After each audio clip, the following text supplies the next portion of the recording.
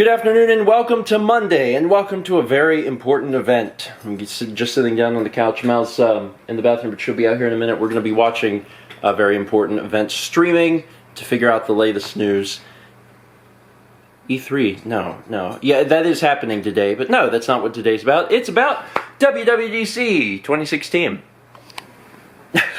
We know that E3 is going on, and we'll watch the conferences of the big three and give you our thoughts on them probably tomorrow. But for today, it's WWDC. Mao is here, which is nice because in past years I've actually watched them by myself because she was at work or whatever, but she's here. We're going to be watching this. I got some friends that we group chat with, so we're going to have a good time and find out what Apple has in store, at least software-wise, for this coming year. And we've had Mickey as a fun watch space that I like to use on weekends. But I know what my daughter's going to really love is Minnie is coming to the watch now. On weekends I get turned up and change my watch face to Mickey. The first thing that they're talking about is Watch OS, and the guy on stage just said that on weekends he uses the Mickey watch face. There's a few improvements to Watch OS to make it faster. So they showed, like, this is the old one, you click it and it takes a while, and then this is the new one and it's instant. And then also whenever you respond to people now, you can write letters. And the crowd went wild for Starbucks because the crowd loves Starbucks. The Apple Watch has a new feature called SOS, where if you're in trouble you hold the side of the watch and it comes up, basically calls 911. But also, in addition to calling 911, it contacts all of your emergency contacts, sends them a message and a map of where you are. And I think I just find that really interesting because we just watched the John Oliver video where they talked about how 911 can't find people. Yeah, so like it's actually that's a pretty useful thing because apparently 911 like can't track your cell phone. So being able to immediately send a location to like all of your friends and family, it's pretty helpful.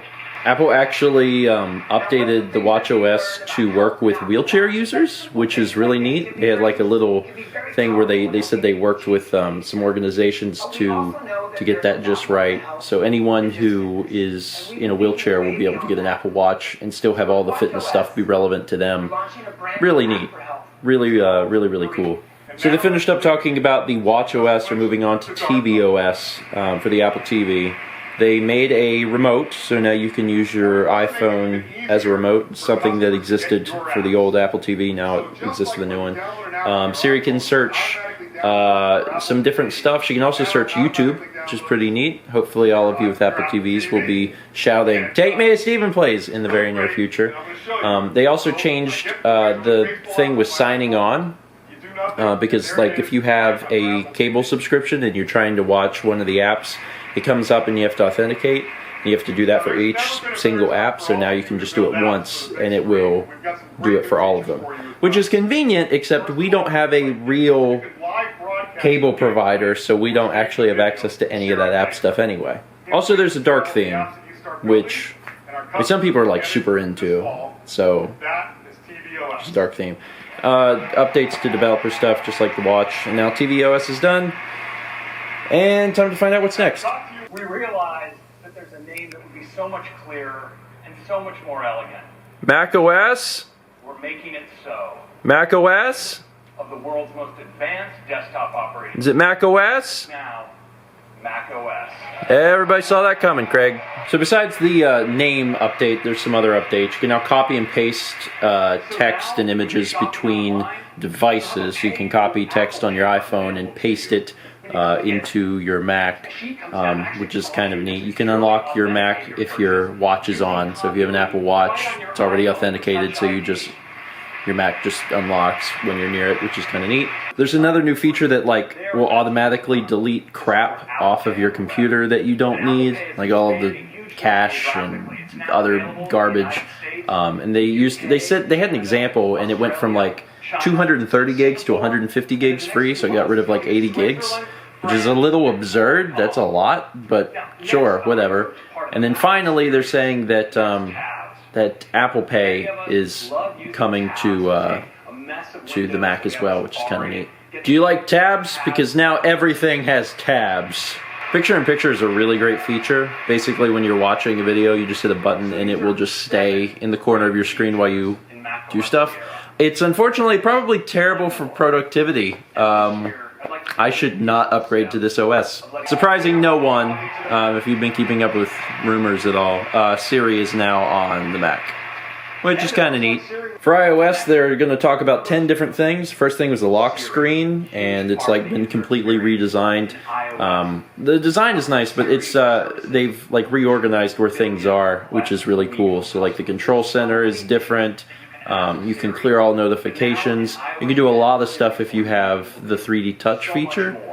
So that's neat. It looks like the second thing is Siri, and the big rumor was that they were going to open it up to developers, and they did. Also, because I said the word Siri, now Siri has written, "Hey Siri," in the big room is that they were headed up to developers, and they did also because I said the word Siri, now Siri has written, "Hey Siri," in the big room is that they were headed up.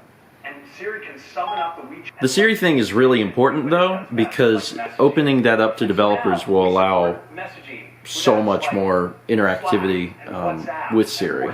One of the new features on iOS, and apparently also coming to, I can't call it OS 10 anymore, Mac OS, is memories in the Photos app. It automatically groups your stuff together, and it automatically makes little videos featuring pictures from the event, which is kind of interesting.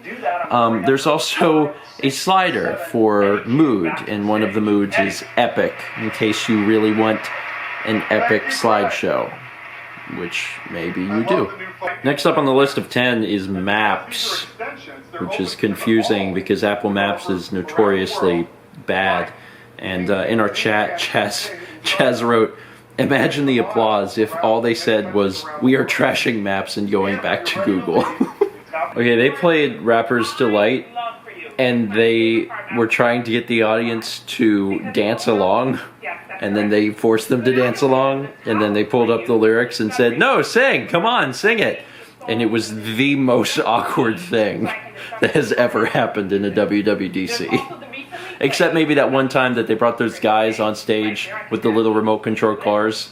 That was awkward too, but this, pretty dang awkward. There's been a lot of other features they've talked about, but I just didn't feel like talking about them because they were not good. They were just kind of like, eh. But voicemail transcription is neat. That's something that Google has actually had for a long time. Mal has it set up. So when she gets a call, she actually gets a text message from Google that is a transcription of the voicemail, which is really neat. So now that is going to be coming just natively to iOS, which I like. I think that's a good move. New for messages, emoji are now apparently super important and are replacing the English language. It will now suggest emoji when you're typing, and when you're finished typing, if you tap the emoji keyboard, it will highlight all the words that they have emoji for and allow you to tap on them to replace them. Soon there will not be English anymore. You can also now change the bubbles of messages, which is kind of interesting. You can make things big or small, and also there's invisible ink, so you can send someone a message and it's blurry until they touch it. Which, I mean, is kind of neat. I mean, it's just a little extra that's ultimately not super important, but I guess kind of nice to have. They decided to bring up two people, a guy and a girl, to actually demo these text effects and things for messages, and I think they surpassed the music section in terms of awkwardness. Like, the music section was hard to watch. I was cringing, but I was cringing a lot harder from these people. I don't know who they are, but I heavily dislike them, and it was really bad. Messages is getting stickers and a bunch of other stuff that really reminds me of Facebook Messenger. So I wonder if right now the Facebook Messenger team is like looking at each other like, oh crap, what are you guys doing? You're encroaching on our turf. They introduced a new app for iPad called Swift Playgrounds to teach people, specifically children, how to code in Swift. And it's incredible. It may be my favorite part of this entire presentation thus far. Like, it was really, really cool. And just the power and stuff that you have to play around with it. It's really neat. And it's over. I mean, it was not a particularly, like, stupendous WWDC. It also wasn't, I guess it wasn't the worst one either, but not anything really that was like, whoa. incredible. It was just like the watch is faster and the TV can do some new things. We changed the name of OS 10 to Mac OS, and iOS has a bunch of new features, only half of which were actually probably worth showing. Honestly, my favorite thing was Swift Playgrounds. I mean, that was my favorite thing. I think that was a really cool idea and a really good way to get people, specifically kids, into coding. Huh. Alright, well, if you watch WWDC, talk about it. Talk about what your thoughts were. If there's anything maybe they didn't show that was really cool and relevant that you found. Otherwise, I'm just going to be waiting until they announce new hardware. I'm curious to see. There's a lot of rumors flying around right now about a new MacBook Pro with a OLED, whatever you call it, touch panel. And I think that would be really neat, especially because we're in the market for a new laptop at some point in the future. So I am interested in that, but it's going to be God knows how long until they finally do that. For anyone else that's watching and wants me to talk about E3 stuff, check back tomorrow. Tomorrow or sometime soon this week, we'll be talking about that. That's it for today. Thanks for watching. And as always, let's meet back tomorrow, shall we?